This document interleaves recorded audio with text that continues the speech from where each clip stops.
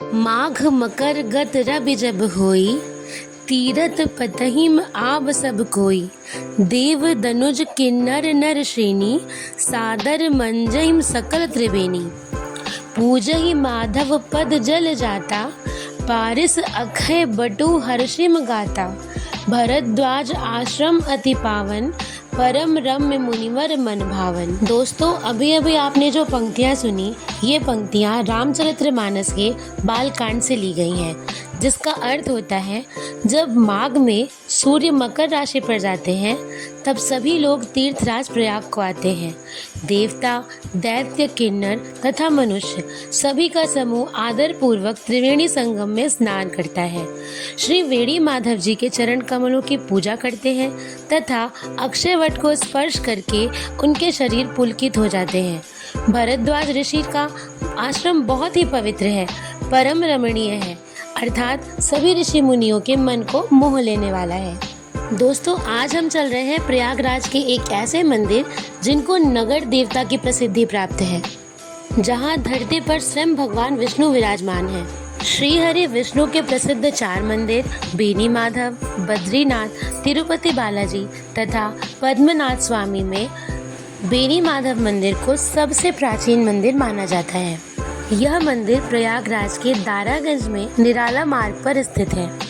जो भी व्यक्ति तीर्थराज प्रयाग के दर्शन करने एवं उनकी परिक्रमा करने के लिए आता है, इस मंदिर के दर्शन के बगैर उनकी परिक्रमा को अपूर्ण माना जाता है तथा पंचकोशी परिक्रमा भी श्री बेनी माधव मंदिर के दर्शन किए बगैर अधूरी है।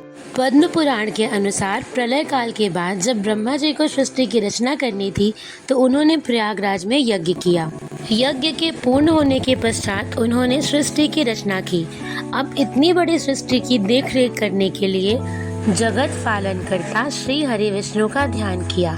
श्री हरि विष्णु ने प्रसन्न होकर अपने 12 स्वरूपों को प्रयागराज की 12 दिशाओं में 12 माधव के रूप में विद्यमान किया, जिनके नाम श्री संकटहर माधव, श्री शंख माधव, श्री बिंदु माधव, श्री अनंत माधव, श्री मनोहर माधव, श्री पद्म माधव, श्री गदा माधव, श्री आदि माधव, श्री चक्र माधव, श्री असी माधव, श्री बेनी माधव और श्री त्रिवेणी माधव हैं। दोस्तों, इस मंदिर के मुख्य द्वार पर श्री प्राचीन बेनी माधव मंदिर नगर देवता के साथ साथ माधव सकल काम साधो भी लिखा हुआ है, जिसके पीछे एक विशेष मान्यता है कि यदि कोई व्यक्ति अपने घर से किसी विशेष कार्य के लिए जा रहा हो तो माधव सकल काम साधो का 3 बार जाप करने से उस व्यक्ति के कार्य में सफलता प्राप्त होती है। मंदिर प्रांगण के अंदर प्रवेश करते ही शालिग्राम शिला निर्मित श्याम रंग की माधव प्रतिमा विराजमान है।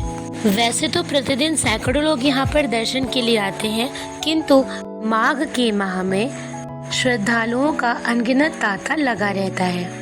प्रातः काल इस मंदिर में श्री बेनी माधव के बाल स्वरूप के दर्शन होते हैं, दोपहर में उनकी युवा अवस्था के दर्शन होते हैं तथा शाम को श्री बेनी माधव को राज श्रृंगार किया जाता है और वह राजा के वेश में लोगों को मनचाही वस्तु का दान करते हैं।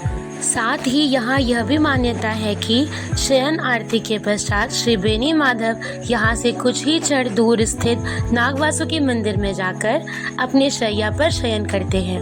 दोस्तों, हम जल्द ही आपको नागवासुकी मंदिर के भी दर्शन अवश्य करवाएंगे। अगर आप हमारी वीडियो में यहाँ तक पहुँच चुके हैं तो प्लीज़ चैनल को सब्सक्राइब करना, वीडियो को लाइक करना, कमेंट्स और शेयर करना मत भूलिएगा। महान वैष्णव श्री चैतन्य महाप्रभु, मीराबाई आदि ने भी इस मंदिर के दर्शन किए हैं, साथ ही अपनी कई सारी रचनाओं में यहाँ का जिक्र भी किया है। गर्भगृह के चारों ओर इस मंदिर का परिक्रमा पथ है और इस मंदिर के परिक्रमा पथ पर ही महंत ओमकार गिरी की भू समाधि भी बनाई गई है। इसी मंदिर से ऊपर चढ़कर भगवान विष्णु के 12 माधव रूप के दर्शन प्राप्त होते हैं। इस मंदिर की स्थापना के पीछे एक कथा भी सुनाई जाती है, जिसमें बताया जाता है कि त्रेता युग में एक गजकर्ण नाम का राक्षस हुआ करता था, जो बहुत ही अत्याचारी और क्रूर था, जिसकी क्रूरता के कारण तीनों लोकों में त्राहिमाम मचा था। गजकर्ण से मुक्ति पाने के लिए देव, ऋषि मुनि, मानव पशु पक्षी सभी ने भगवान विष्णु के पास गुहार लगाई। भगवान विष्णु ने नारद जी को गजगढ़ के पास भेजा ताकि वे उसे जाकर के त्रिवेणी संगम की महत्वता के बारे में बता सके। जैसा कि भगवान विष्णु का आदेश था, नारद जी ने गजगढ़ को त्रिवेणी संगम की महत्वता के बारे में बताया और यह भी बताया कि यदि वह त्रिवेणी संगम में स्नान तो उसके सभी रोग नष्ट हो जाएंगे और उसके सभी पाप मुक्त हो जाएंगे। नारद जी के कहे अनुसार गजगढ़ ने त्रिवेणी संगम में स्नान किया और उसका मन प्रफुल्लित हो गया।